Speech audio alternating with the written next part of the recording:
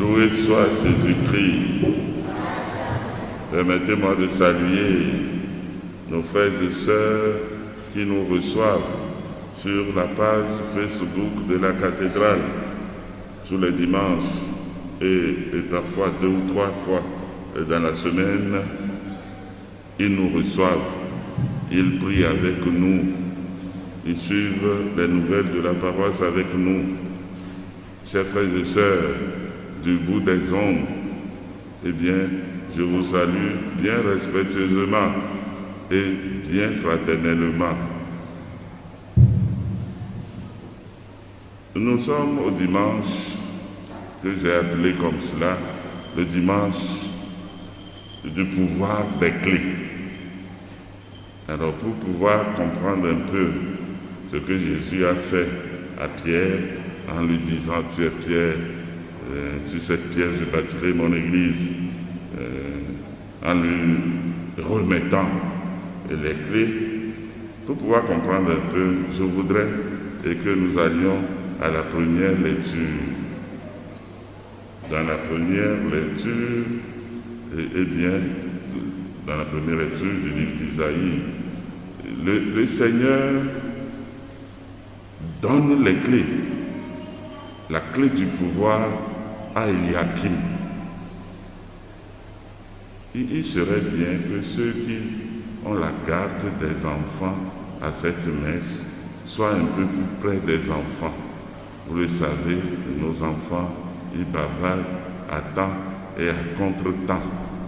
Il serait bien que vous soyez un peu plus près d'eux pour les contrôler. Ceci dit, revenons au texte de ce dimanche. Je disais que pour bien comprendre le geste de Pierre, le geste de Jésus vis-à-vis de Pierre, je vais vous expliquer à partir de la première lecture. Le Seigneur a dit au prophète Isaïe qu'il va confier la clé du pouvoir à Eliakim. Au fait, c'est une métaphore qui nous plonge dans les cités antiques. Dans les cités antiques, il y a toujours de grandes murailles qui entourent la ville avec de grandes portes. Alors, celui qui détient la clé, détient la garde et la responsabilité de la ville aussi. C'est des cités entourées de grandes murailles et avec de grandes portes, comme pour protéger ces cités-là. Alors, il y a la clé.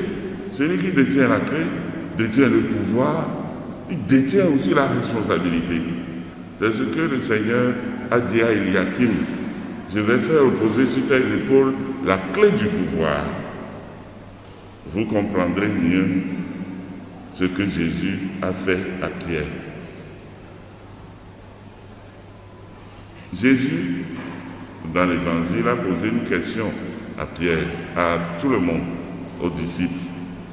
Il leur a demandé, pour vous, pour les gens,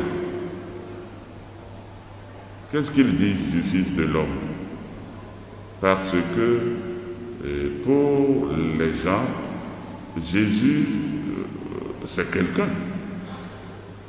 Ses prises de parole, ses enseignements, les miracles qu'il accomplit ne laissent pas indifférent. Il veut savoir ce qu'il traîne dans l'opinion comme renommé. Alors, les gens ont répondu, pour certains tu es lié, pour d'autres, etc., etc. Mais ils ressentent la question. Pour vous, qui suis-je? Et Pierre a pris la parole au nom des disciples. Tu es le Fils de Dieu. Frères et sœurs, nous pouvons transporter cette question-là jusqu'à nous aujourd'hui. pour vous qui est le Christ. Maintenant, nous le savons, mais pour vous qui est le Christ. Il ne s'agit pas de dire quelque chose en l'air, mais il s'agit de prendre position. Il ne s'agit pas de dire quelque chose en l'air comme cela, il s'agit de prendre position. C'est-à-dire, ce que nous dirons va engager toute notre personne dans la mission. Ce que nous allons dire va engager toute notre personne dans la mission. Ce que nous répondrons comme chrétiens va nous engager sur nos paroisses, dans l'église et dans la cité. Ce que chacun va répondre personnellement va l'engager.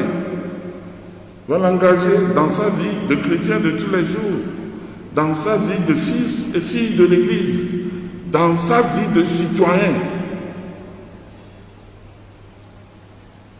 Si nous disons que le Christ, c'est un guérisseur, ça va engager notre vie.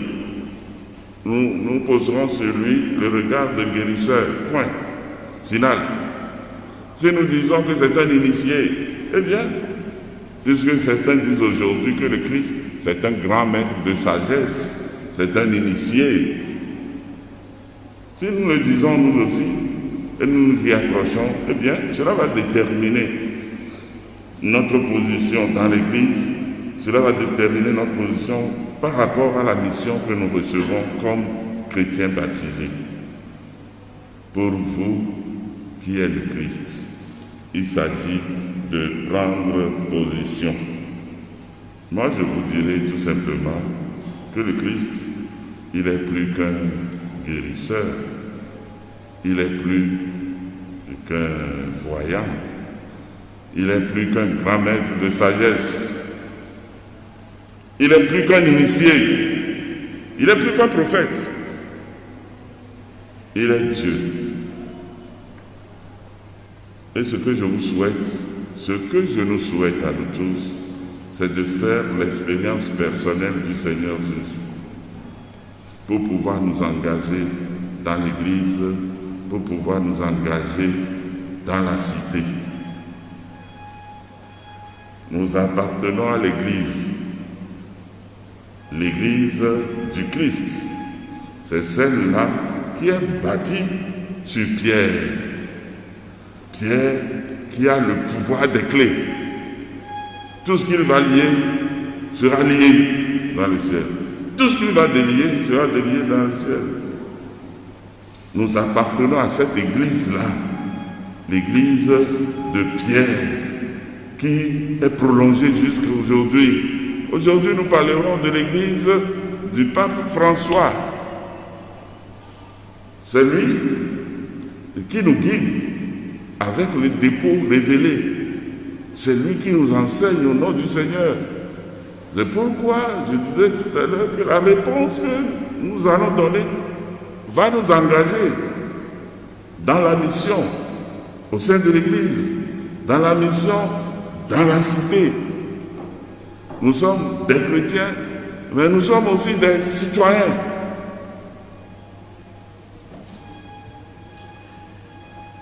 Que le Christ Sauveur nous éclaire,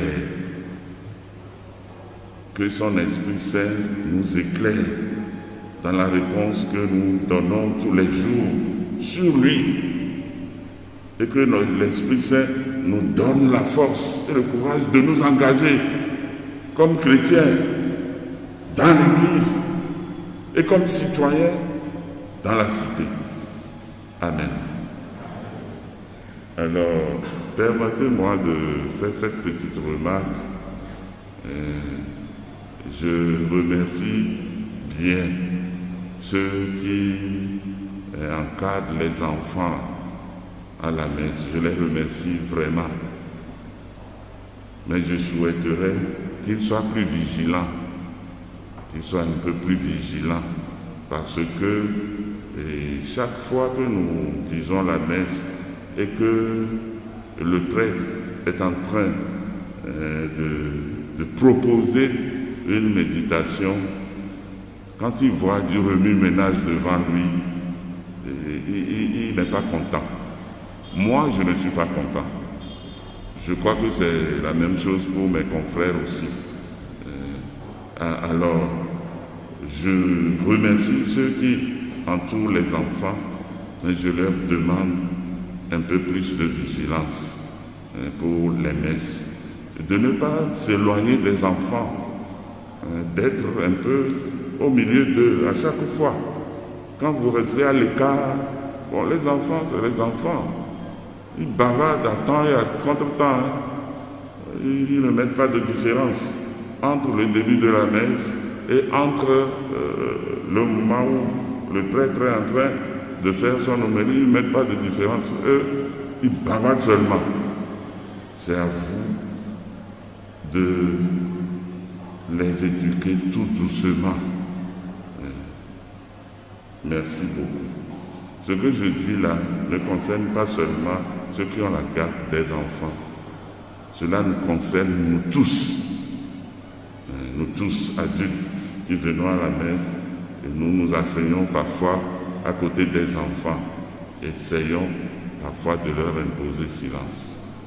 Merci beaucoup pour la compréhension.